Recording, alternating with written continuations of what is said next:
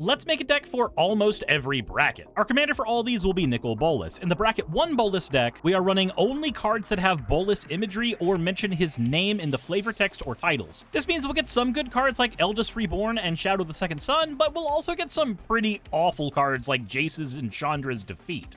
This also limits the lands we can use to ones that feature Bolas iconography. Moving up to a bracket 2 Bolas, we are now playing a deck that has guaranteed themes. Amass's mechanic that was there to show Bolas's campaign across the planes he was on, so the Amass mechanic will be one of our sub-themes. We'll have Reanimation as a theme in the deck as well. Bolas deals a lot of power, so let's go ahead and use Thieving as one of our sub-themes. Once we get to a bracket 3 Nicol Bolas deck, things start getting a lot more focused. We are now focusing on having dedicated strong draw packages like having Kefka, Valakut Awakening, Unexpected Windfall, Mazzalanti. We're even going to be adding in things to protect our Bolas and other planeswalkers like it. We're still going to have ways to reanimate cards, but we're going to be focusing on good ones instead of ones that are thematically cohesive. Now that our deck is going to be focused on a theme, we are going to be leaning super hard into control and thievery as our main themes for the deck. So spells that can either control or thieve, like Imbolt Polarity, are going to be fantastic.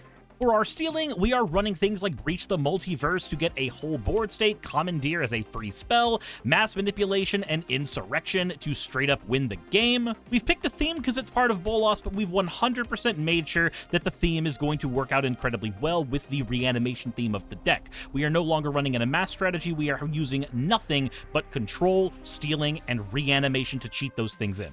Once we get to bracket 4, we are now running a full suit of tutors like Vampiric Tutor, Demonic Tutor. We're going to be running Rhystic Study as well. We are here to inject game changers into our deck and add lots of pain. Methods to win, like the famous Demonic Consultation Thassa's Oracle combo, are now 100% within our reach. Alternate win cons that might get people salty, like Revel in Riches, that don't quite see CDH play but certainly work at bracket 4 tables, will be here. And while our ramp section still has things like Relic of Sauron, which you'll see in the full list for all these decks, we're also running things like Mox Amber, Mana Vault, Chrome Mox, Mox Diamond, Dark Ritual. All the different ways to go mana positive and get fast mana are now available to us. While we still have reanimation like Dance of the Dead, Necromancy, and Reanimate, we are focusing only on ones that are super mana efficient. The same can be said for the control package. Once we're in bracket 4, cards like Force of Will and Fierce Guardianship and Deadly Rollick start to become way more relevant because free spelling is super common here. You could also build this as CEDH, but you would be running an even more streamlined set of packages at that point. If you want to see the full versions for all these decks, please check the related video, but hopefully seeing the way that these decks are built will help showcase a little bit about how each bracket functions at a base level. Let me know what you think in the comment section below, and let me know if there's any decks you want me to build at a different bracket.